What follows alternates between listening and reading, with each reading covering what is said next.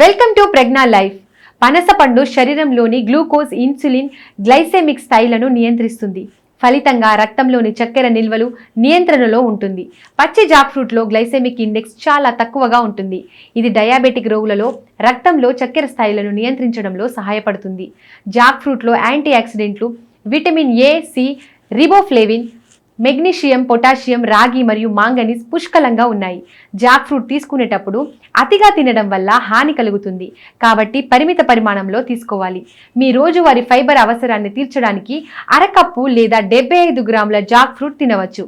మధుమేహ వ్యాధిగ్రస్తులకు పండిన Jack fruit తింటే పచ్చి జాక్ ఫ్రూట్ అంటే గింజలు ఎక్కువ ప్రయోజనకరంగా ఉంటాయి.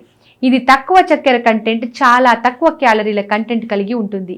పచ్చి పనసకాయలో యాసిడ్ స్థాయిలు చాలా తక్కువగా ఉంటాయి.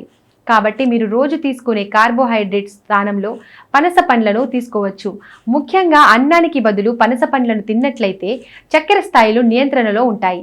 పనస పండులో ఉండే సహజ సిద్ధ చక్కెరలు, ఫైబర్ ఉంటాయి. మధుమేహం రోగుల రక్తంలోని చక్కెర స్థాయిలను పనస స్థిరంగా ఉంచుతుంది. అలాగే మధుమేహం రాకుండా నియంత్రిస్తుంది. పనస పండు గింజలను ఎండబెట్టి పొడిగా చేసుకొని తిన్నట్లయితే అజీర్తి సమస్యలు దూరమవుతాయి. అమృతమైనా సరే అతిగా తింటే విషం అంటారు. అందుకే ఏదైనా సరే మితంగా తినాలి. ఇన్ని ప్రయోజనాలు ఇస్తుందనే ఉద్దేశంతో అతిగా ఈ పండును తింటే కొత్త సమస్యలు వస్తాయి. పనస పండు వల్ల షుగర్ స్థాయిలు నియంత్రణలో ఉంటాయనే ఉద్దేశంతో ఔషధాలు తీసుకోవడంలో నిర్లక్ష్యంగా ఉండకూడదని నిపుణులు చెబుతున్నారు. Please subscribe Prajna media. Please like, share, subscribe to Pragya Media. Pragya Media, please do like, share and subscribe. Please subscribe to Pragna Media. Please like, share and comment if you like the video. Pragna Media.